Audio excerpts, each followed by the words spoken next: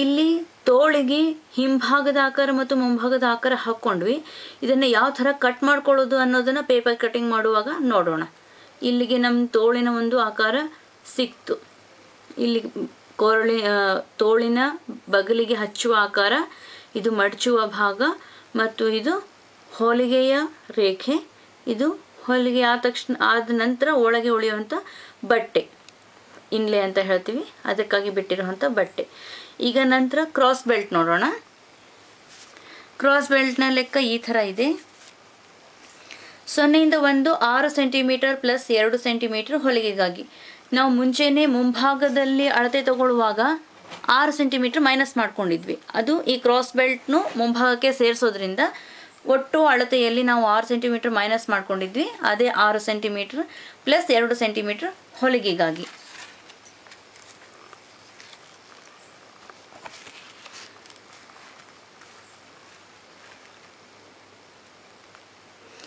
ಆರು plus 2 8 centimetre.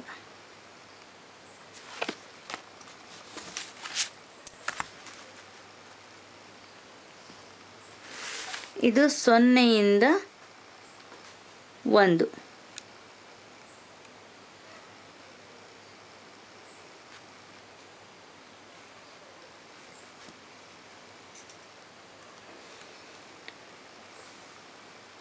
ಸೊನ್ನೆಯಿಂದ 2 ಸೊಂಟದ ಸುತ್ತಳತೆಯ 4ನೇ 1 ಭಾಗ ಪ್ಲಸ್ 4 ಸೆಂಟಿಮೀಟರ್. ಅಲ್ಲಿಗೆ ಸೊಂಟದ ಸುತ್ತಳತೆ ಇಲ್ಲಿ 72 ಸೆಂಟಿಮೀಟರ್ ಇದೆ. ನಾವು ಇದನ್ನು 4 ಭಾಗ ಮಾಡಿದಾಗ ಅಂದರೆ 4ರಿಂದ ಭಾಗಿಸಿದಾಗ 18 ಸೆಂಟಿಮೀಟರ್ ಬರುತ್ತೆ. 18ಕ್ಕೆ 4 ಸೆಂಟಿಮೀಟರ್ ಸೇರಿಸಿದರೆ 22 ಸೆಂಟಿಮೀಟರ್ ಆಯಿತು. ಅದು 0 ಇಂದ 2 22 ಸೆಂಟಿಮೀಟರ್.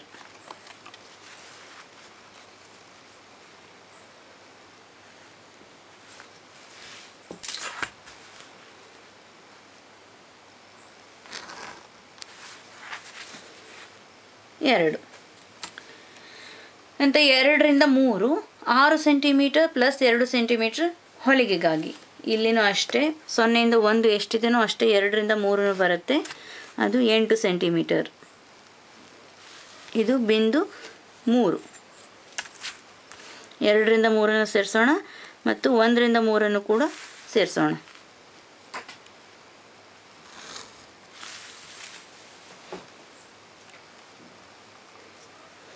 ನಂತರ 2 ರಿಂದ 4 3 ಸೆಂಟಿಮೀಟರ್.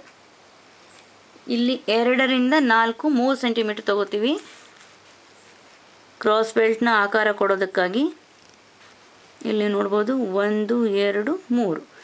ಇದು ಬಿಂದು 4. ನಂತರ ಬಿಂದು 5 0 ಮತ್ತು 2ರ ಮಧ್ಯ ಬಿಂದು. ಇಲ್ಲಿ ನಮಗೆ 0 ಮತ್ತು 2 ಇದೆ. ಇದನ್ನು ನಾವು 22 ಸೆಂಟಿಮೀಟರ್ ಅಂತ ತಗೊಂಡಿದ್ವಿ. ಇದರ ಮಧ್ಯ ಬಿಂದು 5.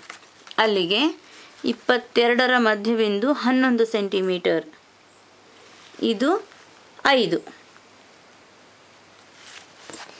5 ರಿಂದ 6 1 ಸೆಂಟಿಮೀಟರ್. ಇಲ್ಲಿ 5 ರಿಂದ ಕೆಳಗಡೆ 6 1 ಸೆಂಟಿಮೀಟರ್. ಇದು 6.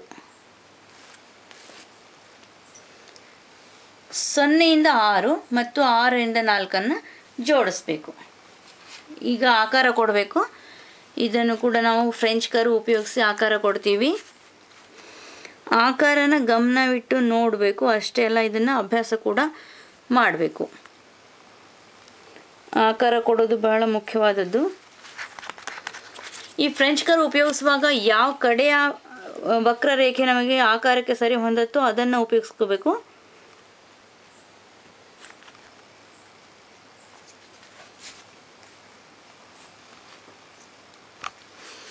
ಇಲ್ಲಿ 2 ರಿಂದ 4 ಸೇರಿಸೋಣ. ನೋಡಿ, ಈಗ ಕ್ರಾಸ್ ಬೆಲ್ಟ್ನ ಆಕೃತಿ ಸಿಕ್ತು ನಮಗೆ. 0 ಇಂದ 1 1 ರಿಂದ 3 3 ರಿಂದ 4 4 ರಿಂದ 6 6 ರಿಂದ 0. ಇದು ನಮ್ಮ ಕ್ರಾಸ್ ಬೆಲ್ಟ್. ಇಲ್ಲಿ ತೋಳಿಗೆ ಇಲ್ಲಿ ಫೋಲ್ಡಿಂಗ್ ಇರುತ್ತೆ, ಅಂದರೆ ಮಡಿಕೆ ಇರುತ್ತೆ.